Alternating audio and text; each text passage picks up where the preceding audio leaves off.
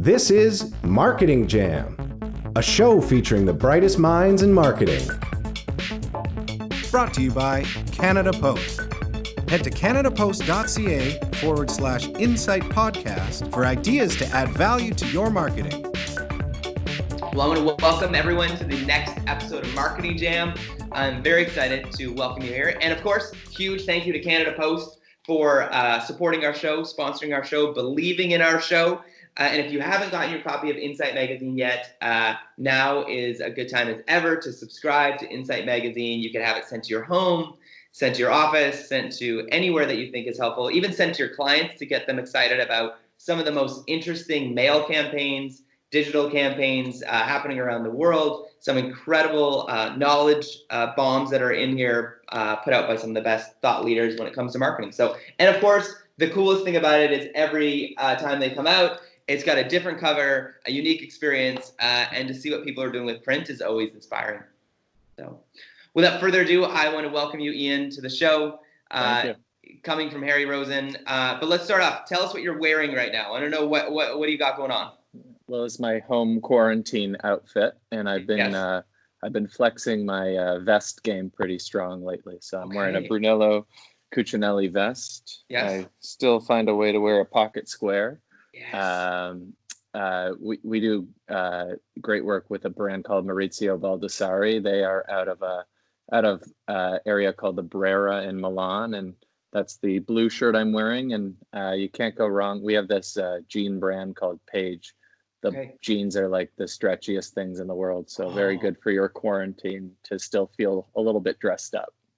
I went with jeans today as well, and funny enough, we never actually show our pants on the show, so why don't we do a little I'm going with a jean look today. We both got the jeans on today. It's kind of we didn't go with jogging pants, but stretchy jeans are a good kind of middle ground for, hey, I'm still gonna get work done today, but yet I want to be comfy. Yes, pants are optional sometimes on the video conference. Yes. That's the thing. But we are both wearing pants as we've both shown. So, but tell me about how did you start off? How did you get into the work that you're doing right now? And have you always been into fashion and men's fashion? Yeah, well, I guess I attribute all of that to Harry, who is my grandfather. And 66 years ago, he started a little menswear shop in Cabbagetown in Toronto, and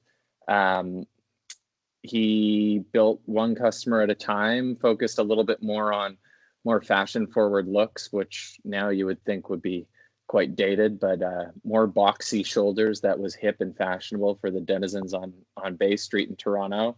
And he slowly grew his customer base, made a pretty bold move, moved into a huge store that instead of being about 2 times the size of his current location, he went like 6 times the size of the current location down to Richmond Street and started building up more and more customers there in Toronto. Harry Rosen today, I just fast forwarded probably 62 years, but today we're 18 stores across Canada in all 7 major markets. We have a fast growing online presence, which is one of the businesses that I'm closely involved with. In terms of my father, Larry, joined the business around 20 something years ago, and he's run it for the last 20 years. And Harry built it. Larry really scaled a lot of the key things that we do great today. So from Vancouver to Toronto to Ottawa to Montreal, we have the same standards of clothesmanship across our stores, which to us is teaching our people how to measure and fit tailored clothing. We teach our people a lot about the products we sell. So we have really great, well-trained staff across the country. And, the last, call it 5 years, have been a real focus on digital. And I joined the company 2 years ago, I think just 2 years ago. And I had a past in management consulting focused on retail and corporate strategy work, and also started working more and more on e-commerce growth, digital growth. And I really am passionate about melding those 2 worlds together. I think there's a right way to shop and a wrong way to shop when it comes to interacting with the company digitally. And I want to build out that vision for us. So that's kind of my story and how I ended up here. That's amazing. So I want to say at one point, you guys represented, Harry Rosen, over 40% of men's fashion retail in all of Canada. better end men's fashion. And, you Yeah. know, it's really hard to get a market size on men's better end fashion, but every time we triangulate it, we definitely corner around 40% of the market. And that holds true today. That's incredible. So I was at DX3, a big retail conference in Toronto, and I went by a booth, and a guy had me put on a full kind of like a bodysuit, like a black bodysuit, spandex, and then they proceeded to scan my body, and they told me that they would give me a digital, whatever, measurement thing, so that when I went to go buy online, they said the future was going to be I would have a scan of my body, so when I went to, harryrosen.com, the pants would fit me, the shirt, you would have it all according to my scan. Are we close to that yet? This was like 3 years ago, and I haven't seen that yet. I know the guys you're talking about. They have a really interesting technology project or product. You have to measure each piece of clothing as well. So there's some complexity in digital fit. Okay. So every I've spent a lot of time fitting garments on the floor, and every jacket, no matter if it's the same cut, if the fabric's a little bit different, or if you're standing a little bit different, it can fit you different. So we're definitely really interested in the digital fit space, but I think there's two criteria that we're thinking about when it comes to digital fit. Number one would be, do we believe that it's better than what we're doing today? We've trained our people to spot differences and adjust for comfort and things like of that nature that you can't really articulate with technology. And the second is, can we bring it into our store experience so that you don't have to put on a bodysuit and it doesn't feel like going to the airport, but rather, it's a relationship building experience. And I don't think we're there yet, but one of the things I never do is say no way to that. I think we definitely have it on our like long tail roadmap items, but we haven't kind of jumped into it yet. Because in theory, it was a great idea. I asked about all the retailers that were accepting my measurements, and he goes, "We're not there yet." So I was like, "Well, I'm scanned." And then I found there was this. Now you can't eat anything. You can't. No, eat anything.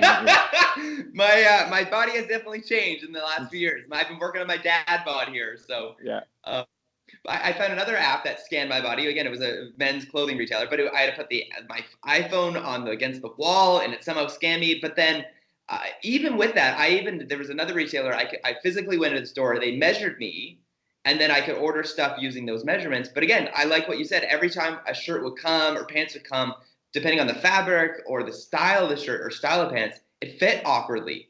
And so I finally resolved to actually like go into a real human being, because there's nothing that beats that, like, again, whatever kind of culture that's in there. It's like kind of like the guy with the measuring tape or the woman with the measuring tape who's got the pins and kind of knows your feel and knows your body style. Like, there's something that you can't beat that, it seems. You still need that physical experience. Definitely. And the second thing that you mentioned, which is go in, get your measurements, and then we can predictably send things to you, is one of the first frontiers in this kind of size fit problem, digital size fit problems that we're trying to figure out, right? So if I know that you buy the same pair of jeans in the same waist, but every single time you take the leg up three centimeters and you like a certain hem, one of the things that we aspire to be able to do is, well, why can't you just order that online, and we'll take it into our tailor shops and send it to you finished, rather than you shipping it to your house, then you having to find it and make an appointment, because there's so much adjustment that goes into the products we sell. We're getting more and more into kind of buy now, wear now items, and that's definitely a huge healthy part of our business. But for the people who really like things to fit, like a glove, we want to be able to service them digitally as well. That's amazing. Yeah, and it's with the technology these days, I think we're there, but it's not perfected yet, right? I think we're still trying to figure it out. Yeah, some smart person's going to figure it out, and we want to be ready to work with them. And maybe we'll be the ones to figure it out too. Or maybe the answer is it's not possible, and we just have to keep going into a physical store and talking to a human being and having like a good chat, right? I really miss talking to human beings. So I think there's going to be a real resurgence in physical, like people wanting to go out for a trip to the mall after this whole quarantine situation wears off. Yeah. 100%. So where do you go for inspiration? Are there like books to read, magazines, kind of websites you go to? Like what inspires you every day? What inspires me? I mean, the biggest source of inspiration I can get is going somewhere I've never been before, and walking around like a tourist. I went to the Kellogg School of Management, and my entrepreneurship professor, David Schonthal, who is like one of the most inspirational guys I've ever learned from, he said, you got to walk around like a tourist wherever you are, and that's how you'll get yourself inspired. And, you know, all it takes is walking a different way home or taking a different route home, and you start opening your eyes to like, oh, wow, I didn't realize that was there. Though that's a pretty cool idea. I never thought of, you know, opening up something like that, or I never thought of, but, you know, I'm not going to come up with a great example, but I think that's where I would get my inspiration. I love doing retail walks. I've probably oversaturated my time in like New York and Milan, because that's where we do most of our trade fashion shows. But last time I was in Florence, which is another place we do a lot of fashion shows, I went to an area I don't walk around frequently. I went into stores I hadn't been into, got a lot of new concepts and ideas. And, you know, one of them we're working on right now, which is just the appointment booking check-in experience that people would get as you walk into the door. I thought one store did it exceptionally well, and I was like, oh, we can iterate on this. I quickly wrote it down on my phone, and you know, here we are trying to figure out appointment booking in a pretty big way, considering how people are probably going to shop coming out of the COVID-19 situation. Yeah. And I think one of the things I thought of recently was any place that has and can offer haircuts. If people are going to go and just go there in speed, because they will be fixing their COVID haircut they attempted, or they'll be finally getting their first haircut after so long. Yeah, I'm trying to let mine grow out. It's an opportunity. Yes, yeah, right, exactly. So with all this, what are some of the trends that you're seeing for retail? What are the things that you're seeing kind of like coming down the pipe, and things that you're watching and keeping your finger on? I mean, the big thing that we're getting impacted by is, in the past, we'd always be thinking, you know, what is this competitor up to? And, you know, how do we match what they are doing? The way that digital has impacted our customer is the expectations are changing, and they're not benchmarking our experience against our competitors' experience. They're benchmarking their experience that they have with shopping on Amazon or riding in an Uber. You know, think about, I don't know if you've taken a taxi recently, just like how frustrating an experience that's become, because you have to tell the person where to go and you have to exchange money at the end.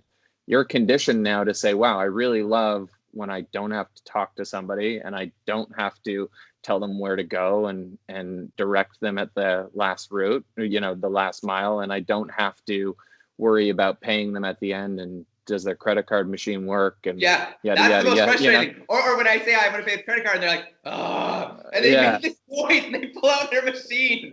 Yeah. So our customers being influenced by those great experiences they're being served up, and then when they come into a retail environment, they don't want to wait in line. They don't want to.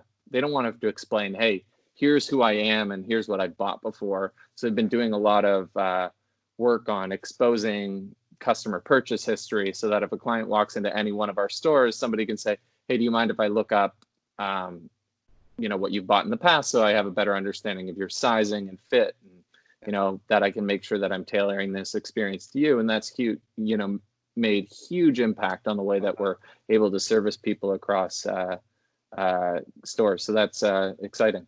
Ian, if you do that, I don't know if you're doing that yet, you should allow people to have a spy name as an alternative. Like when they come in to your store, and it's like they can give their regular name, or they're like, or tell us your spy name, right? It could be like my avatar. Just throwing that out there, just because then people go and they feel like they're like, I don't know if you've been watching that movie series. I think it's called The Gentleman's, or what's that series where I haven't seen it. It's a spy movie base where they go into actually a high-end men's clothing shop. Oh, I know what you're talking about. Oh God. But it's really a front for a James Bond kind of new next generation of spies. Yes. Yeah. It's going to come to me by the end of this episode. Yes, I've definitely seen it. The Huntsman. Yes. Just throwing that out there. It would feel cool if someone was like, "Oh, you can call me Yellowbeard the Third. You can look me up that way." But when people are coming into your stores, where are you hearing that people are coming in? Like, is it Facebook? Is it Instagram? Like, where? I'm assuming it's not really Pinterest. Isn't your big kind of draw for men these days? No, social is becoming a very big channel for us to attract new people and acquire new potential customers. And I think the storytelling that we've evolved our brand to be doing on the social platforms has moved a long way in the last couple of years. People don't want to be sold on here's the price that you're going to pay, or come check out the sale. They want to have a very tight story of here's a great product and here's why you should buy it, and then balance that off with, hey, now this great product that we've been pushing for the season, it's now on sale, now come in. That's a lot more of an elegant message, and the way that marketing platforms are evolving, it's giving us an opportunity to think through the storytelling we're telling through our marketing assets. And that's something that we're probably on the beginnings of, but I think there's a lot of people doing it quite well. And the way that technology is evolving, you can understand whether you've served up an ad to somebody, and if they've already seen it, why serve it up again? Why not reinforce the message in a different way? Yeah. Okay. Well, what are your thoughts on those subscription box clothes things? Like my brother once told me you could subscribe and they'd send you a box of clothes once a month. You could try it on and ship back what doesn't fit. But yeah, I'm just curious here.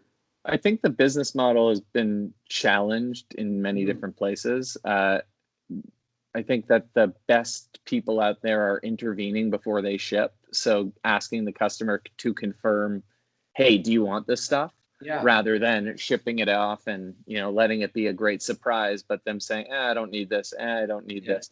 Yeah. So I think that's probably where subscriptions are evolving to. I think also just by nature of like being under a subscription, you have to be offering some sort of compelling savings for doing this. So, hey, I know you're going to buy 5 dress shirts over the course of the year. So instead, why don't I send you 1 per month? And you'll pay as much as you were going to pay, but you'll get an extra shirt or an extra 2 in it. And I think that's the value that we have to be delivering through a subscription model. For those that are listening and watching the show who've never been into a Harry Rosen store, what's the experience like? Maybe come walk me through it for a first timer to go in. Definitely. So we have a pretty unique operating model in the sense that every single one of our we call them clothing advisors, is fully trained in how to sell all the clothing that we sell. They're trained in what product, the heritage of each product. They're trained in the techniques of how it should fit relative to other brands, how it should be tailored, because we don't feel that you should be working through an experience with, a staff member and say, oh, I need to go get the tailored clothing expert to fit this for you. And you stand around and, with your socks off on the podium for a long time. For us, we want you to start building a relationship with the person that you interface with. And what that's evolved to is a lot of our business is our clothing advisors have pretty deep, meaningful relationships with their customers. And those have sustained us for year over year over year. They're invited to help the customer clean their closet. They're invited to, help the customer get ready for big events. They can tell them, hey, I got this great X that will go with that great blazer you bought last year. Hey, these sweaters that you've been buying quite a bit, we got a great new, refresh of fall colors or spring colors. Why don't you pick those up? So that's kind of what we're striving towards. But not every customer wants to shop us that way. Okay. So we make sure that we're catering to that, very white glove experience, but also the customer who just wants to walk in, make sure that something's, to their liking, that they can cash out. They know it's a great product. They're led in the right direction. So service has always been our competitive advantage. It's something that we definitely need to keep falling back on as we evolve as a company, because anybody can get the same product that we have. We need to be able to fit it better. We need to be able to be honest with our customers. So if somebody wants to walk out with a pair of jeans that's, just too tight, let them walk out with them, but let's not be shy in terms of telling them, hey, that doesn't look like the right fit for you. That doesn't look like, we have a term, good looking clothing. That's not good looking clothing. for you. And that, I mean, I don't know how much I'm painting the experience, but that's kind of like old world classic Harry Rosen. The things that we're working on is, okay, how can we take that to the next level? So you have an appointment with your advisor. How do you build that appointment digitally first, walk in and everything's ready for you? How do you make sure that, you can walk into any Harry Rosen and somebody can pick up that experience with you like this? They don't need to be your dedicated clothing advisor. Mm-hmm. They can look through your purchase history and say, oh, great, you're a 40 regular jacket. Hey, you're a size large in sweaters. Let me curate a great assortment for you, and you don't have to do the work. So we feel like listening to the customer as much as possible and letting them guide their shopping experiences is first and foremost. But why don't we be an agent in the process is another piece of the puzzle. So Ian, question for you: if today we just met, we I like your beard. I'm inspired. I want to get going on, but I can't leave my house for some reason, whatever reason, right? Let's say this is a year from now and someone's listening to this. I can't leave my house, but I want to show you my closet. Can I book a Zoom call or whatever, Skype, FaceTime with an advisor? Go through my closet. I want a half hour or maybe 20 minutes. I get 20 minutes. I go through my closet. I show you my body, but not like in a weird way. And then you could suggest a set of clothes over an email to me that I could order from you. The thing that is very interesting is that's happening right now a lot anecdotally. Okay. When people know one another. Yeah, right? In your stores, when they feel comfortable getting. Or no, not even in the stores. Right now, our clothing advisors, our stores are closed or mandated closed by the provinces that we operate in. Our clothing advisors are at home working with their customers digitally. They're on FaceTime doing that. Right. But the thing that we're missing, and we quickly pivoted to find a solution to do this, is what about the person like yourself who's like, hey, I'm at home. Maybe it's time for a wardrobe refresh. Yeah. Let's lend our expertise out. So we're working on a quick fix solution for that. Right. I hope to have a better answer for you within the month, but but not yet. But it's coming, is what you're saying. Not yet. But it's coming. If you want to do it with me, we can do it after this. That's amazing. But I'm just thinking like that's some of the things. That's your expertise. That's what you bring to our country. Yes. Is your let's just say if I don't want to put words in your mouth, but your goal is to get men dressing better in our country. Yes. Would you say that's one of your goals? And if you fulfilled that in 10 years, if every man dressed beautifully and it fit, you fulfilled your goal as Harry Rosen. I'm gonna botch the mission statement, but we want everybody to feel like their best self in the clothing that they're wearing. We want them to feel like they're expressing themselves the way they want to, that they are putting themselves and portraying themselves in the way that they want to, portray themselves, and that will lead them to be a more confident, present person. And I think that's our job. That's definitely one of our core missions. That is amazing. That's amazing. There's this incredible charity that does it for women called Dress for Success, where they find women that need to get a job, and then they get them incredible dresses, get them done up so that they can go from one state of life to another. And the whole mission statement is if you dress well, if you're done up well, you're going to have that confidence to go and find that job and get out of that cycle of poverty. Yes. Have you seen something like that for men? We've worked with charities. I don't know if it was exactly Dress for Success, but we have a lot of clothing that's aged, or perhaps it sat a little bit too much under a light and isn't sellable anymore. We do a lot of donations of that clothing to worthwhile causes. And I know we've done some work with Dress for Success in the past, although they definitely, there's a mandate there to make sure that the clothing is great looking. We worked with Messiah Jerry of the Raptors and donated a lot of clothing through his Giants of Africa charity. We were really excited to be a part of that a few years ago. So we make sure that we're giving back wherever possible. But I think Dress for Success is definitely on for something, because there's nothing better than walking outside feeling comfortable in what you're wearing. No, it's awesome. I do a fun thing now in the mornings with my daughter. I went the whole French cuff route. And so I let my daughter choose my cufflinks. Today she chose Spider-Man cufflinks for today. So she's 4.5 and takes the job very seriously. She's my little personal stylist now. That's awesome. Awesome. Yeah, but it is fun. There's something about the like you said about, I like how you said getting their color and their flavor and their character and who they are out in clothing, because I think that's one of the things you can give to people. Like it's a small touch, but I love the fact that I can kind of express myself through a cufflink and just kind of like add a little bit of color in the day and a little humor in the day, or just to kind of like spark something different in kind of what can often be a homogenous world for men's clothing. Yeah.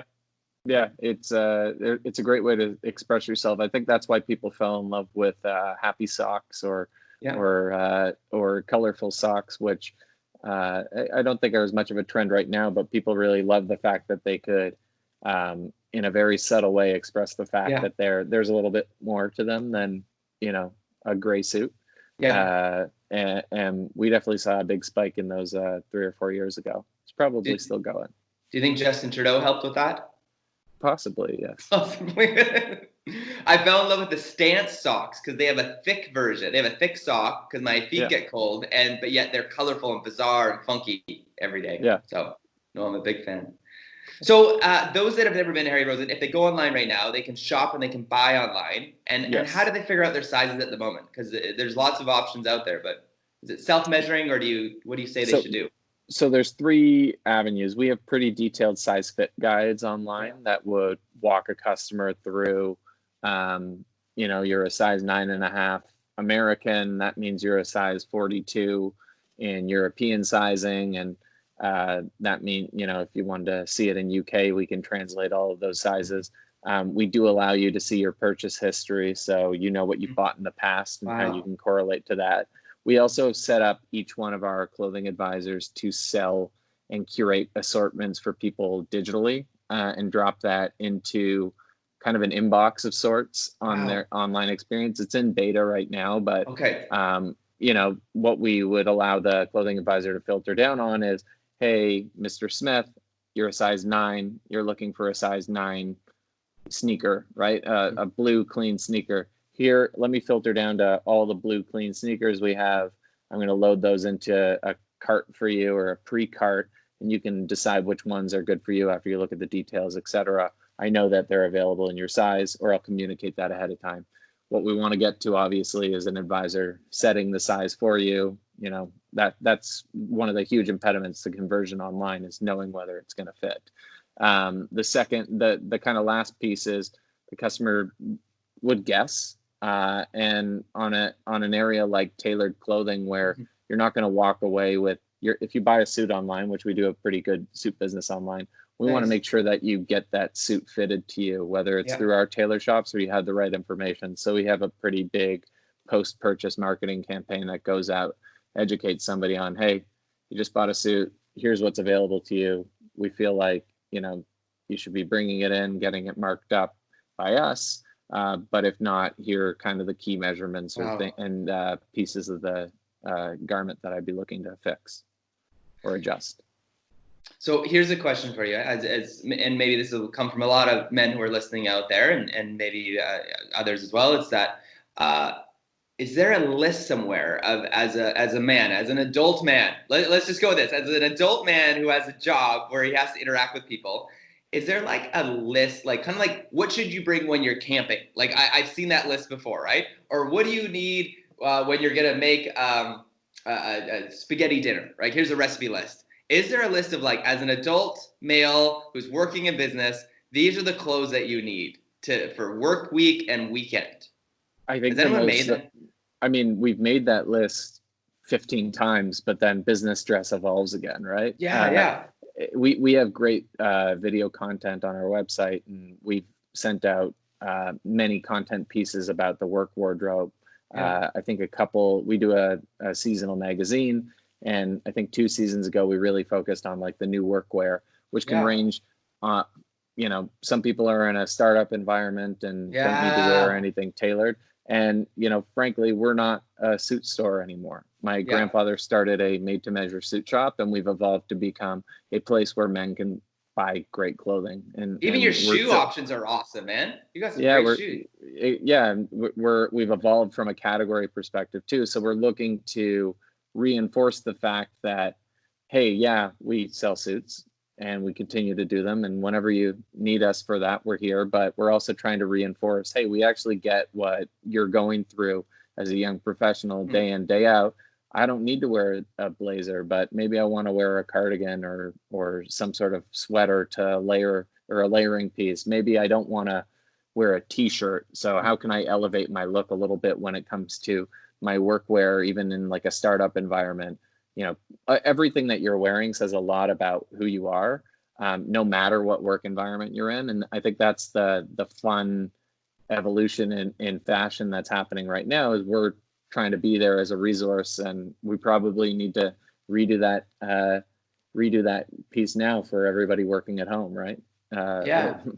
And maybe that doc doesn't even, maybe there isn't one blank doc, like maybe there isn't one super doc. Because what I'm more thinking of is like, I know the clothes I have right now, I'd love to like almost inventory them all somewhere online, and then have someone look through it and be like, hey, you don't have a staple black dress shirt, or be like, hey, here's 5 things you're missing from your wardrobe, right? Almost like a financial advisor when they look through your budget and your investments. Yes. If there's a financial advisor for my clothes inventory, and they're like, hey, here's 6 pieces you're missing, and here's how they can work together, and here's 6 pieces you could get at blank store.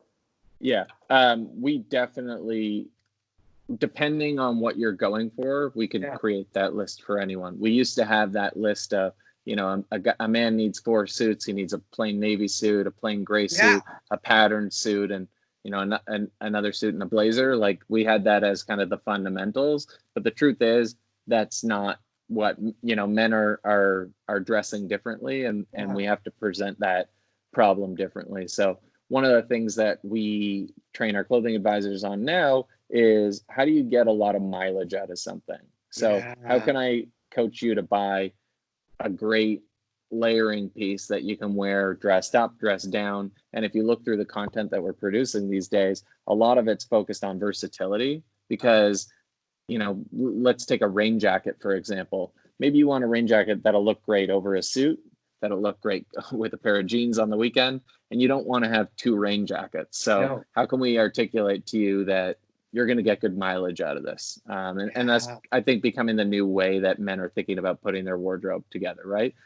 The shirt that you're wearing now, you could wear under a sweater, you can wear casually and roll the sleeves up, or you could probably wear it under a suit and throw a tie on it too. So you'll get good mileage on that shirt. Wow. I feel like it's almost like there isn't one stock infographic anymore. It's like a custom audit for every person, which is why you almost need a custom personal shopper of a sense. Yes. Yeah. One thing I learned, I used to always wear like cardigans and suit jackets because I suffer from hypohidrosis in one of my armpits. But then I discovered this t-shirt line that has pads in the armpits that collect the hydration, the intense hydration. But I've interviewed a few folks who have the moon pits, and I suggested this t-shirt, but it's like, I've been able to not have to wear a cardigan and jacket since then, and it's been a very freeing experience. But then I do love rocking a cardigan and mix it up once in a while. No, and I mean, the new workwear leads to a whole other set of problems, which is, how do you care for a whole inventory of wool sweaters or and things that you might not want to wash at home? So we have great techniques, and we're educating people on how to lay it out after you wear it, and make sure, get a great steamer is probably a great tip that we send a lot of people home with, because you don't have to take everything to the dry cleaner right off the bat. And then we're investing a lot in easy care products. So things that you can throw right in the washing machine, feel confident that you shake it out, hang it up, and it's going to look great, especially in dress shirts. Yeah. So Ian, as far as kind of marketing wise as well, like, are you still seeing, like, are you running some print campaigns? Are you putting stuff in the newspapers? Like, are you still finding you guys are doing a full holistic mix at the moment? Our mix is evolving and probably shift. It's shifted over the last few years. We saw a great return on investment on a couple video commercials that we ran. We ran them during live sporting events. It was a pure awareness play. We saw a good spike in awareness, great engagement with the content. People were searching us more, and it was having all the desired effects that we wanted. So we hadn't focused enough on the top of the funnel. So that's why we made an explicit decision to go a little bit more broad. We've shifted into digital, and we're trying to get much more sophisticated with our digital spend. How can we be hyper segmenting targeting, and that's putting a real stress on our content creation ability. But we're looking at investing in systems in terms of like, how can we, the big question out there that me and the chief marketing officer ask ourselves is, how can we produce 4 times the amount of content with the same amount of people? That's the challenge. And I think there's tools out there that help you do that, whether it's a great content management system or and other tools that enhance productivity. The print mix, we have produced this great magazine, Harry Magazine, that started, I want to say 15, 20 years ago, and is great readership. And every year we come to the table and say, are we going to do it again? And we run pretty aggressive post Harry Magazine surveys. We have control groups, and everything indicates that in a world where people have strayed away from great print marketing, a great, an obviously great piece of print marketing actually ends up benefiting us greatly. We see that readership is actually quite engaged, that people shop more and pick out looks that they want to shop. And then we also see that in the data. So we're holding ourselves accountable on that one. We definitely haven't run away from print media, and then we're definitely relying on print to communicate with people who perhaps don't open up marketing emails as much, right? So events like our private sale, events like other client appreciation events, we definitely want to deliver those via print. That's awesome. Yeah, there's something, especially even recently, I've never gotten so many emails telling me that a brand is thinking of me and just making sure that I'm okay. And it's like, I can see why I'm not surprised there's a bunch of unsubscribes happening in this season as well. But Canada Post is a great example. Like there's something physical and tangible about touching something. And again, because there's such a lack of magazines as well, like magazines stopping, the ones that do them, they stand out. Yes. Yeah. And I think it's part of that whole resurgence of people even loving records right now, right? Like I think there's never been more records sold in the last, 10 years than ever before in history. People want something physical. There's so much digital happening that when something physical comes to them, it's memorable. Yeah, we just got a record player in when we were having people over this year, we make people pick out a record and throw it on, and we find out what we're listening to, and it's a pretty fun game. That's awesome. Ian, thank you so much for giving up your time. This was incredible. Great insight into men's fashion, into the retail world, into what's happening with marketing. I really appreciate you giving up your time and sharing so much, and welcoming us into your home. Thank you for awesome. inviting us in. Thank you, and thanks Steve for the great conversation. Thanks everyone for joining us on Marketing Jam, and we'll see you next week on the Jam.